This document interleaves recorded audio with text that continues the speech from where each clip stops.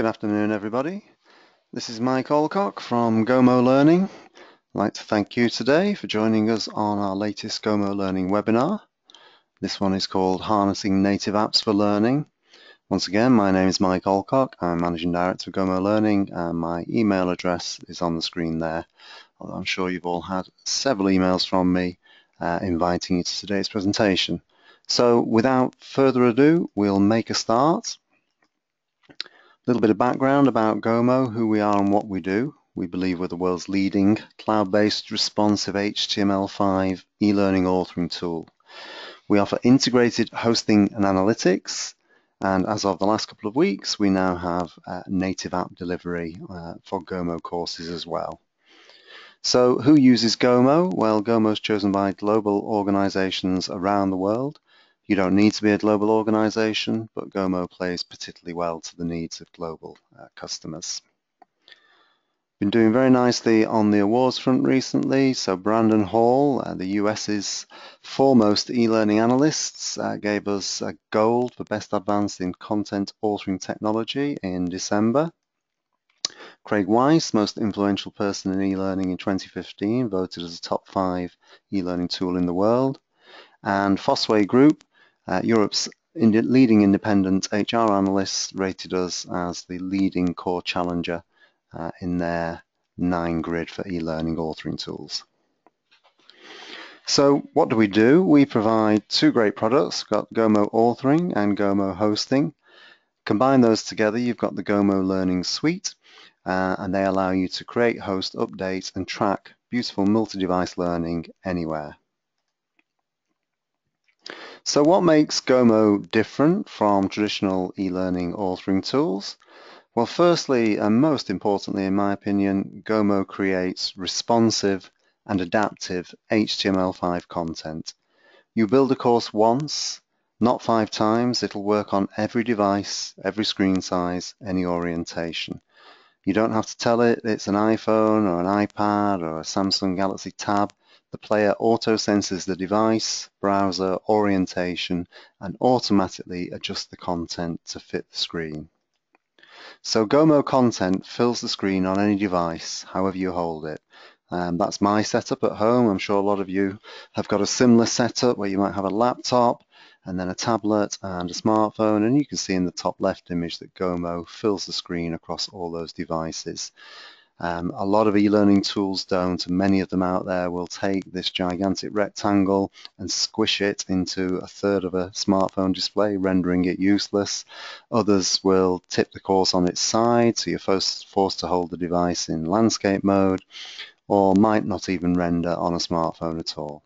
All of those problems disappear with GoMo. GoMo's in the cloud, so there's nothing to download, nothing to install. Get started within seconds. We feature full collaboration and online review, all the benefits of working in the cloud. When it comes to delivering your content, we also offer integrated hosting and analytics, and again, this makes us very different from traditional e-learning authoring tools. Most authoring tools will output a big zip file of SCORM content. You've then got to somehow get that onto the internet, FTP it, zip it, SCORM it, find a platform to deliver it and track it.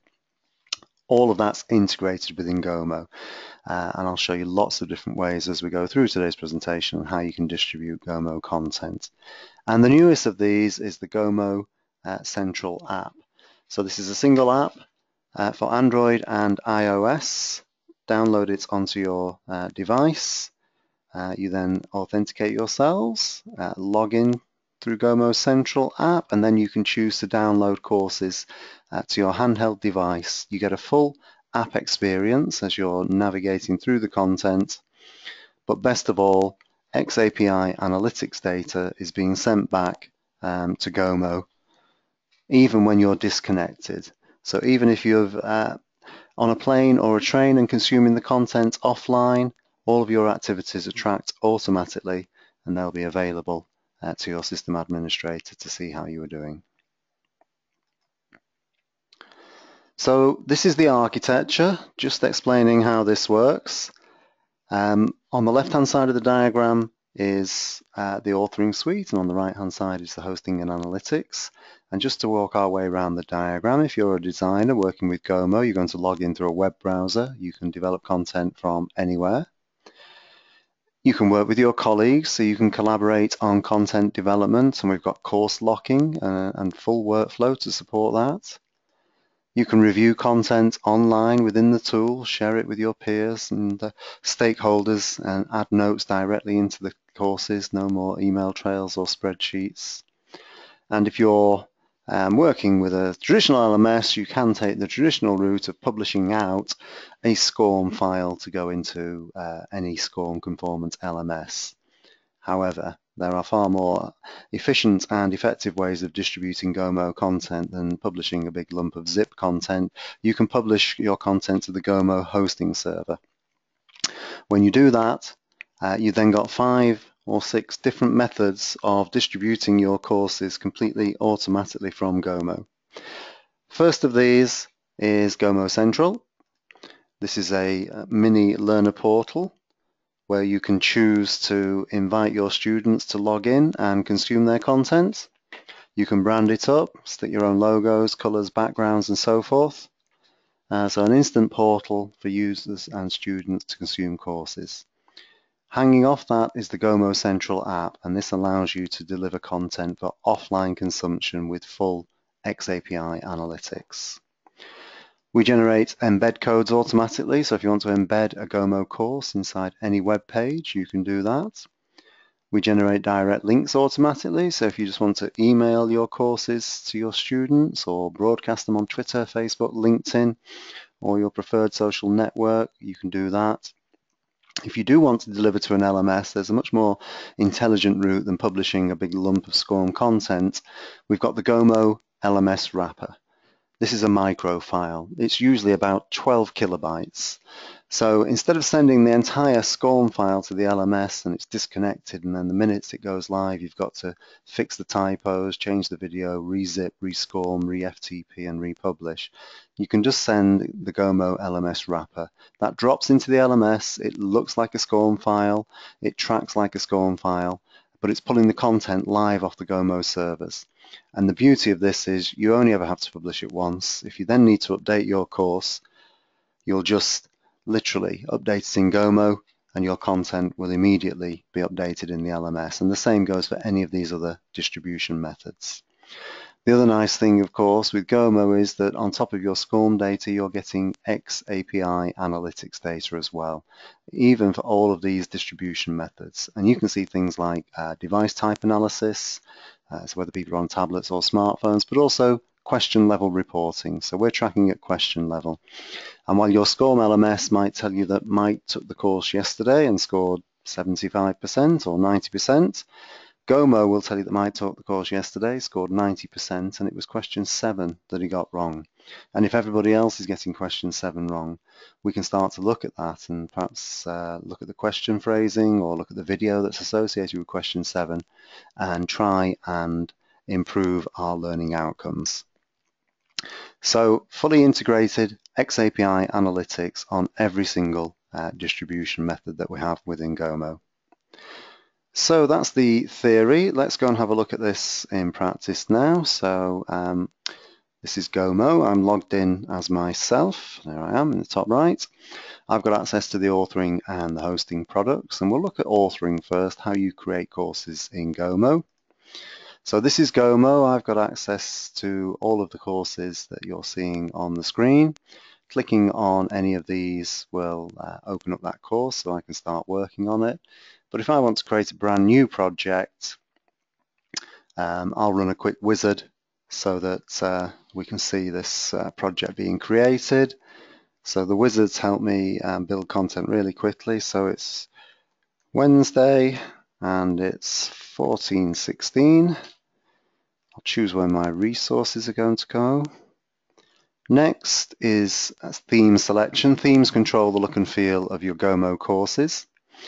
Themes are completely independent from content, and the beauty of themes is if you've built 100 courses using a particular theme and your customer decides to rebrand, recolor, change their fonts and logos, You don't have to open up 100 courses and maybe even 100 pages in each course to go and make those changes. You can just change the theme and 100 courses will instantly pick up the new look and feel.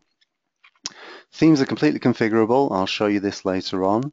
However, if you want, we can create a custom theme for you, and we've done them for people like Dunhill there, Nema, Nike, Bayer, Burberry, British Airways, Volvo, Santander.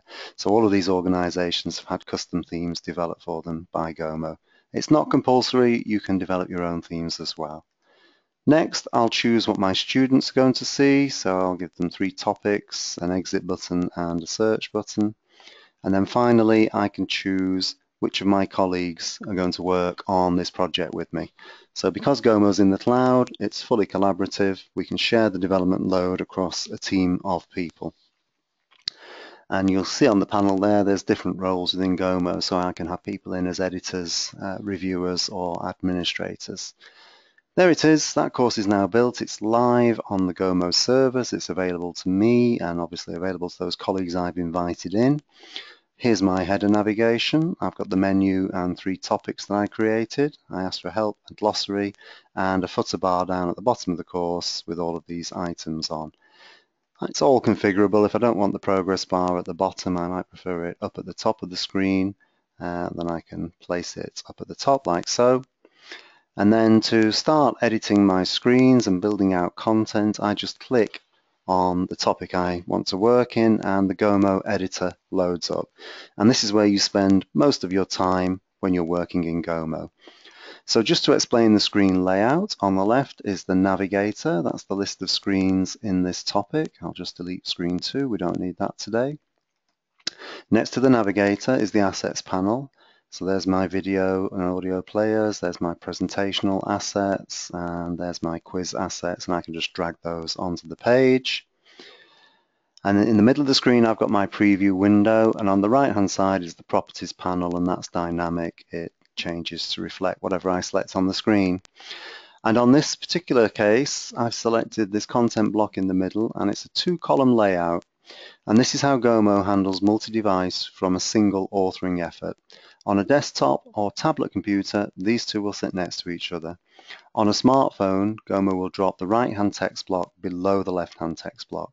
So from a single authoring effort, we're going to get content that works across all devices.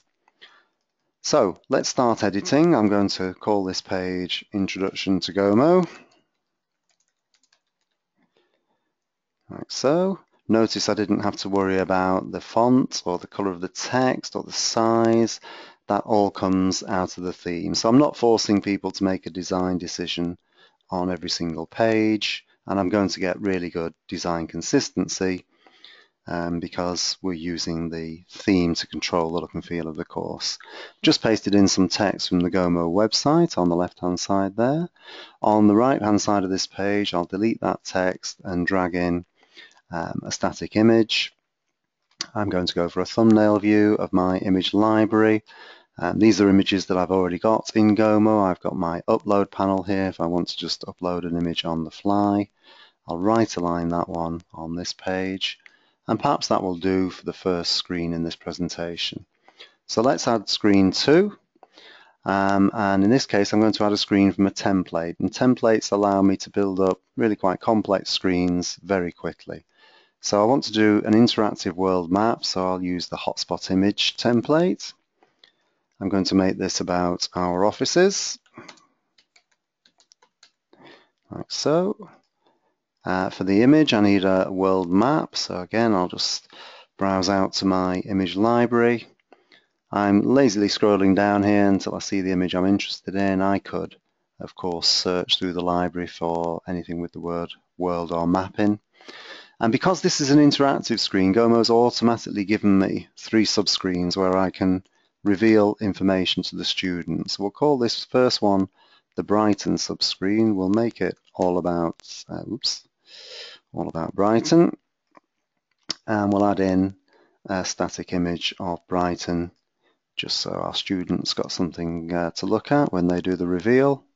So there's Brighton Pier. And then for the second reveal, we'll make this about the New York office. like so, and again we'll drop in an image of New York just for a bit of visual interest. And again, I'm just scrolling through the image library here until I see Manhattan. I could of course search for it. On this particular image, I'm going to choose an animation effect. We'll have that fading in. We won't have a delay, but maybe we'll have it fading in over 5 seconds. Oops, not 10 seconds, 5 seconds, thank you. And I'll make this screen type a pop-up screen. Going back to the original world map, I now want to set up the interactivity. So hotspot 2 was for New York, so I need to drag that over the US. I could get hold of the handles, there we are. Hotspot 3, I'll move out of the way, and hotspot 1 was for the Brighton office, so we'll drag that over the UK. And if I look at the actions associated with hotspot 1, I can see it's set to show the Brighton subscreen. That's what I want to happen. But I might want to open a web page, link to a PDF, link to a different screen, send an email, play some audio, set completion, set an image, set a variable. So there's a load of power under the hood here to make my courses as interactive and non-linear as I might need to do. Oops. Let's add one more screen now. And again, we'll just add multiple choice questions. So we'll just do a quick knowledge check. And the screen title can be the question stem. Sorry, somebody's trying to ping me there in the middle of my demo. My screen title will be where is our head office?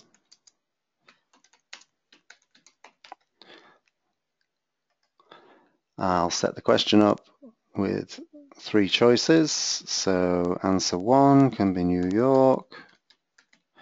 Answer 2, which will be the correct answer, can be Brighton. And answer 3, we'll say is London. And I will just set the correct feedback on the Brighton answer and the incorrect feedback on New York, like so. And on the right hand side here, we're going to get rid of the image and we'll drop in a video. So just drag the video player across, double click, pick the first video in the list, and we'll save those changes. One of the really nice features of GoMo is the ability to view your courses and preview them across all devices within a browser. So we'll do that next, but if any of you have got your smartphone or tablet handy and it's got a QR code reader on, now is the time to get it out, because the course I'm working on here can jump onto your device within about 30 seconds from now.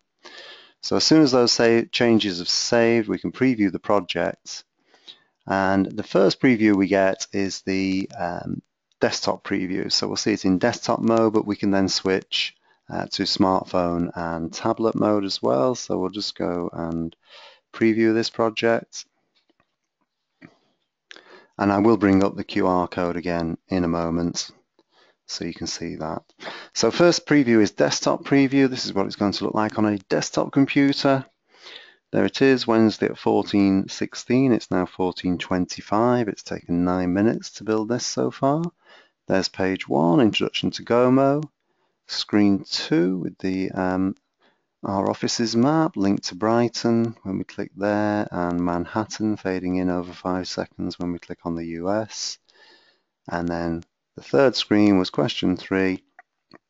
We've got the video on the right hand side. Where's our head office? It's Brighton, and confirm, and we get the correct feedback.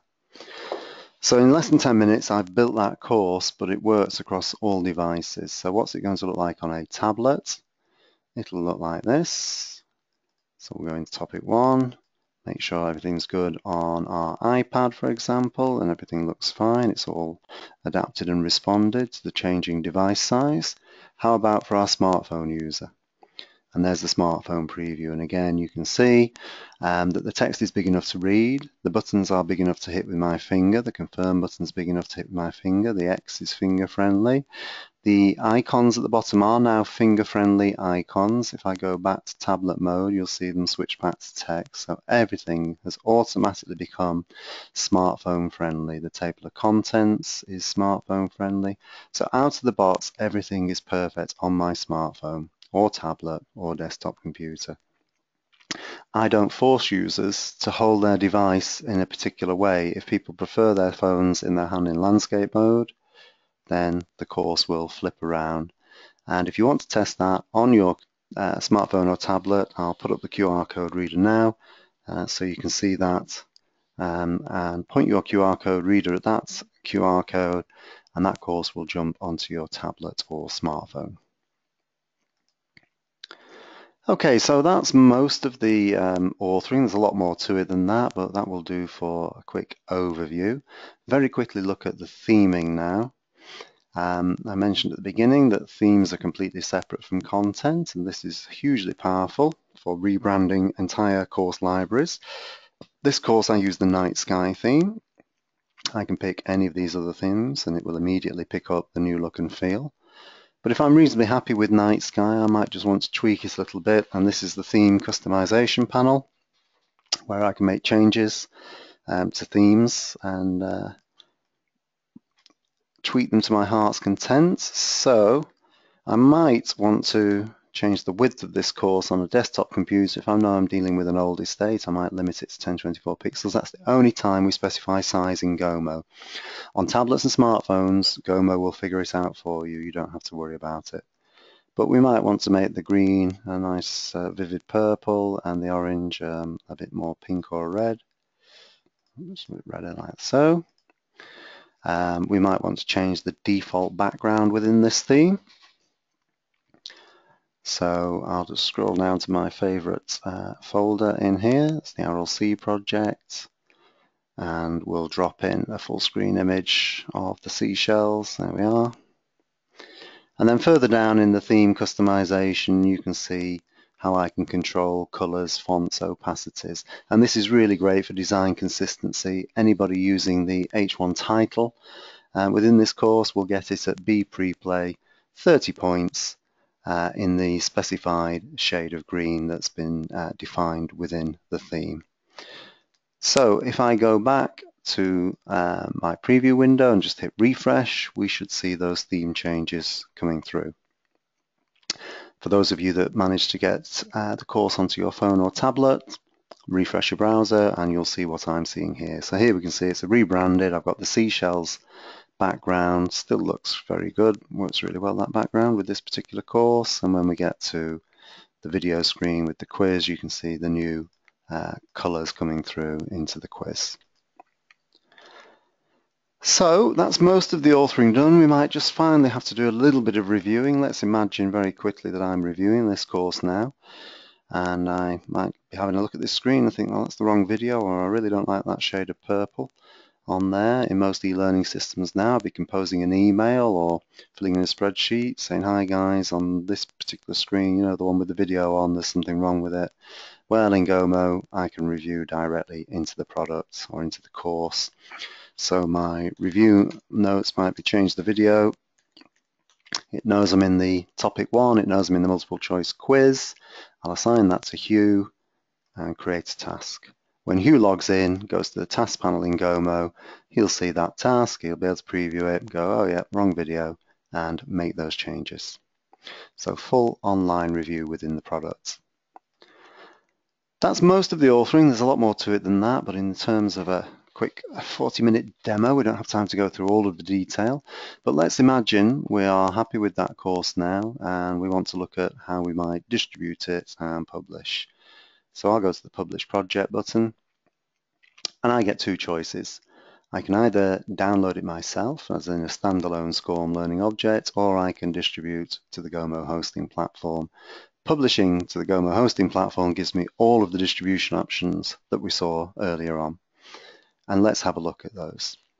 So here's my hosting platform.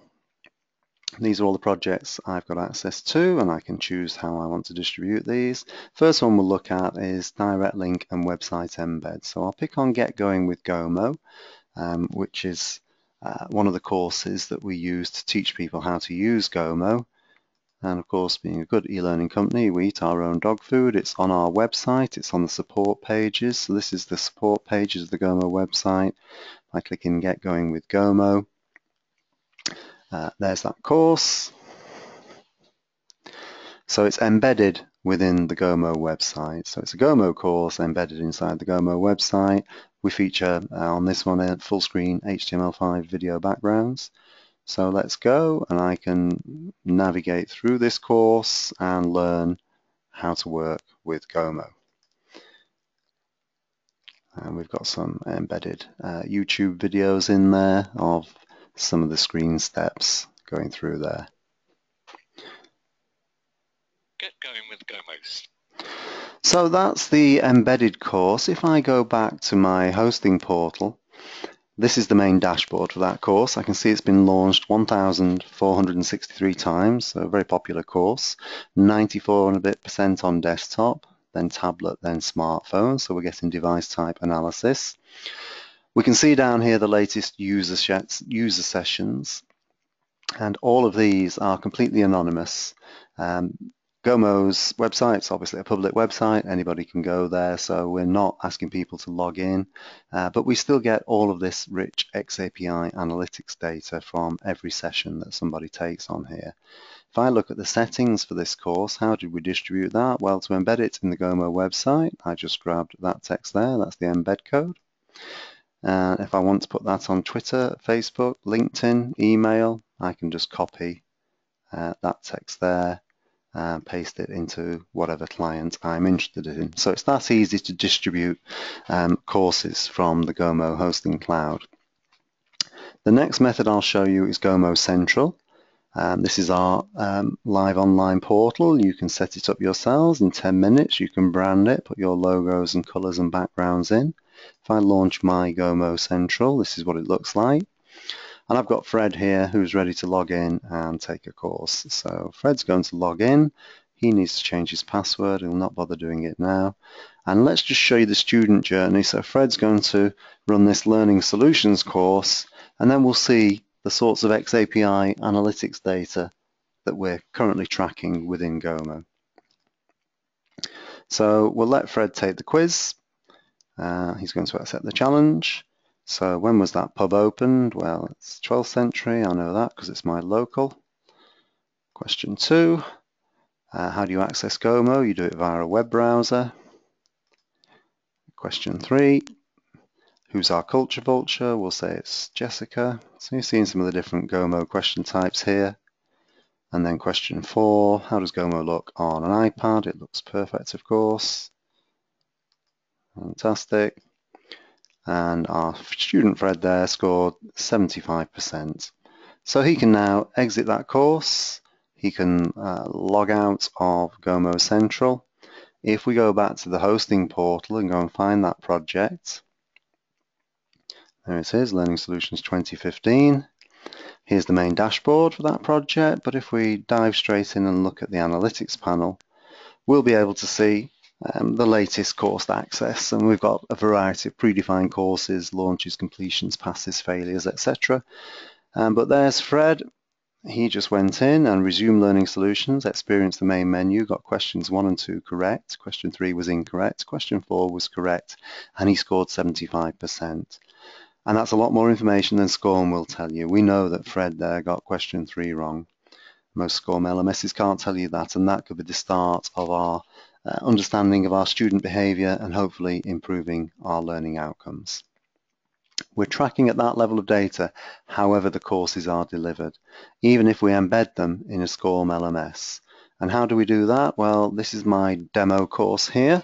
It's the one that I use for testing. It's 40.47 megabytes, not massive by e-learning standards. It's got some video, some audio, and some graphics in. But normally in most e-learning systems, I would download 40.47 megabytes of SCORM content. I'd then FTP and zip it up to an LMS, and eventually it would get into the LMS, and immediately I'd have to go and fix it and re-download and SCORM and zip and so forth. With GoMo, we can distribute this course via the SCORM LMS wrapper. And here are some of the latest accesses. I know that Hugh's been testing in Moodle. I have no idea who these people are. They're probably testing it in their own corporate LMSs. But if I look at the settings for this particular course, it's set to LMS wrapper distribution. If I wanted to post this into any SCORM LMS, I can download the LMS package. It took less than 1/10 of a second. And if we look at it in its folder here, you can see it's 12 kilobytes. That's the entirety of the payload that we're going to distribute to our SCORM LMS. And once that's in, that's it. We can forget about it. We can update the course in GoMo and know that the LMS is always up to date, looking at the latest version of the course, and that we're getting XAPI analytics data automatically from that course. Final distribution method I'm going to show you then is the brand new one. It's the Gomo Central app, and hopefully my iPad will now jump onto the screen for you. There it is. So that's my iPad, and this is the Gomo Central app. It's a single app for downloading onto your smartphone or tablet. So there it is on the top right there. I've got, in this case, access to 5 courses, so I've logged in already. I've authenticated myself against my Gomo Central account. My administrator has given me access to the 5 courses that you see. You can see on the top left one there, Test Project. I haven't downloaded that one, but for the rest of them, they're already downloaded, so they're local, they're on my device, and if I want to look at the Land Rover Discovery Sport and find out all about it, you can see I've got a lovely app experience here with this beautiful bit of content. If I'm interested in the towing capabilities of the Discovery, then I can play the video.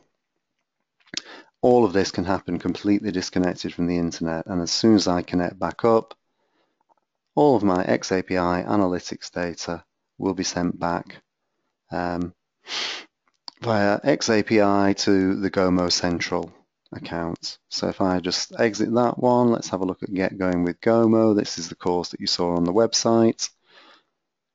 And again, I'm just swiping through the course here. It's in Gomo, so if I turn the device around in my hand, the course adapts and responds completely automatically, like so. And we'll just have a look at one more course. Let's have a look at LT 2016. And don't forget, I'm consuming this. I can be completely offline, in a plane, on a train, completely disconnected. But I can consume this with a perfect app experience. And as soon as I get back to 3G or Wi-Fi, the app will ring home and post my details back to the GoMo hosting server. So complete offline distribution with full tracking and a full app experience for every user.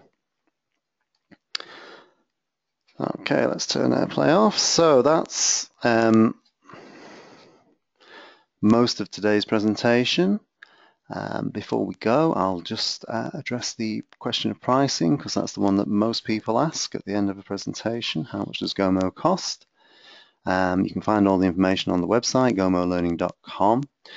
This is the pricing page. If you just want the authoring tool, it starts out as incredibly affordable, £49 a month or £4.90 per year, where you get 12 months for the price of 10 if you go for a year. That's a single user plan with a gig of storage and unlimited projects.